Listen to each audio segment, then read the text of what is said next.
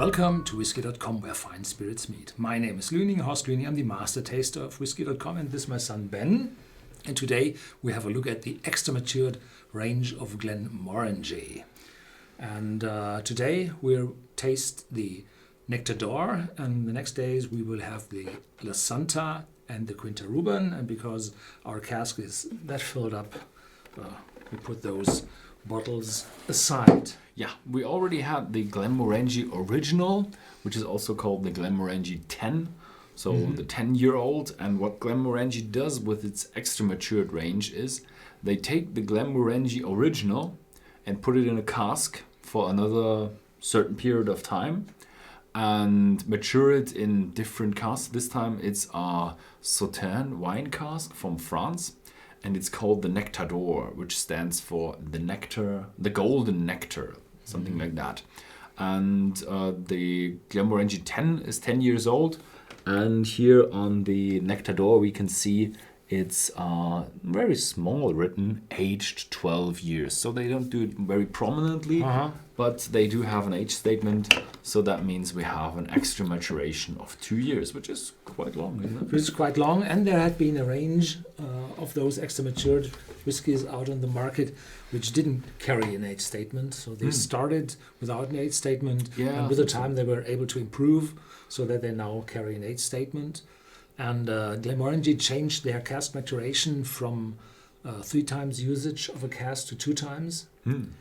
And so you have a first fill and a second fill, and probably they use more of the second fills for the extra maturation because, well, they probably lack a little bit of maturation, so they add a little bit more with this specialty. Yeah, it's uncolored. I think it's unchill filtered, but I'm not quite sure. It has 46%, so usually that's why you do it, to have 46%, to have no chill filtering. So when you put ice cubes in it, it doesn't turn cloudy.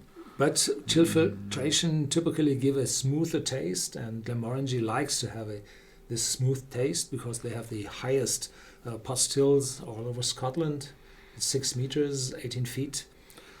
Well, yeah, so let's have a dram. Did we talk about the Jacques Dechem? No, not yet. The Jacques Dechem. Dechem, yeah, my French is really bad. Almost non-existent. I had it for 7 years in school. I had it for 0 years in school. And I'm able to travel France and speak to the natives, but not very well because I lost so much of it. I found out that I can travel Alsace and Lothringen.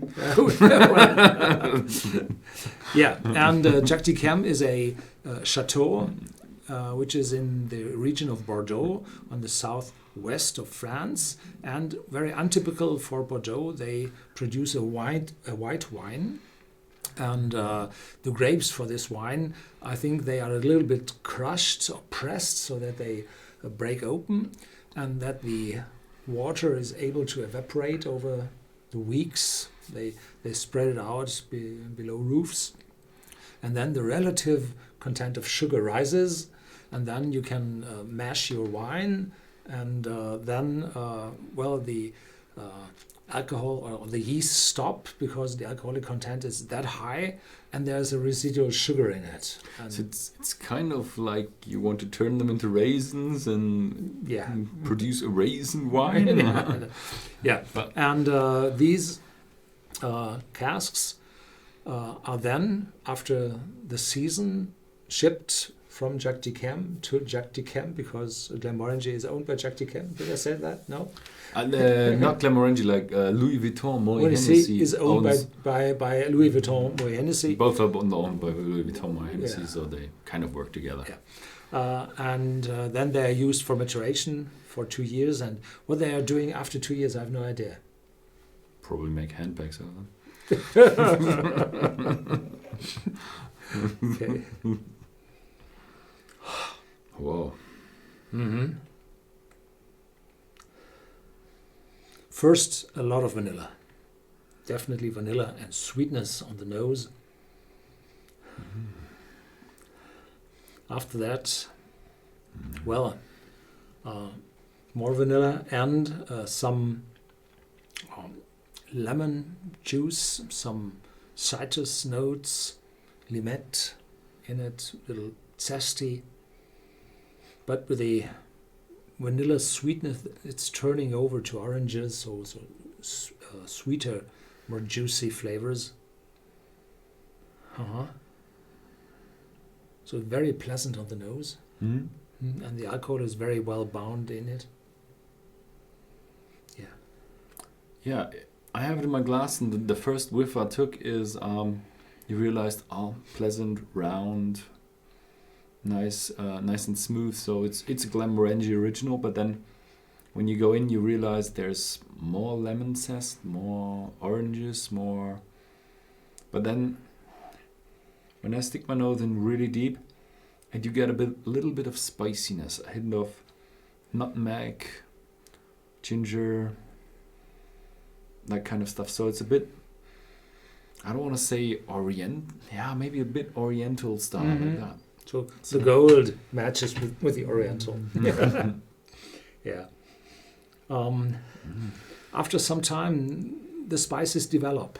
This nutmeg and... It's not present at the first, but it develops, yeah, definitely.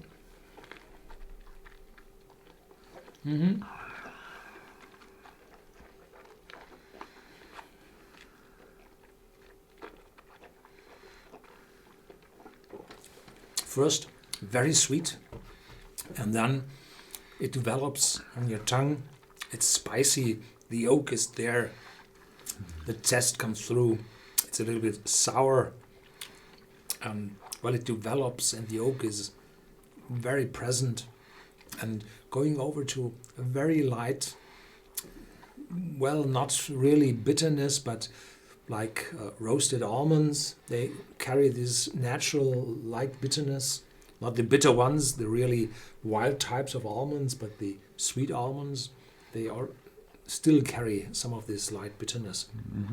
And then in the aftertaste, very round, very welcoming, satisfying, a wonderful aftertaste. Like in the smell, you do get it into your mouth and you realize, wow, round, wonderfully balanced, nice and smooth. It's a Glenmorangie, but then you do get oranges, lemons, and a bit of spiciness. And now in the aftertaste, gets a bit more intense, a bit more spicy. And what I found out, we had to take a few drams of this already, and the more you have of it, the more intense it becomes. The first few sips, it's more of a light one, and a more like the Glenmorangie original. But the more you taste it, the deeper you get into it, the more spiciness, and in the aftertaste you get a hint of like bitter lemon, bitter lemon or grapefruit or bitter orange peel kind of flavor. So it's getting more intense the more you try of it. Yeah, very good. So yeah, thank you very much for watching. If you found this video interesting, then please feel free to go on Whisky.com. We have a few great articles about Glenmorangie in our whiskey database. And if you also like this video, then you can subscribe or share it with your friends. See you next time.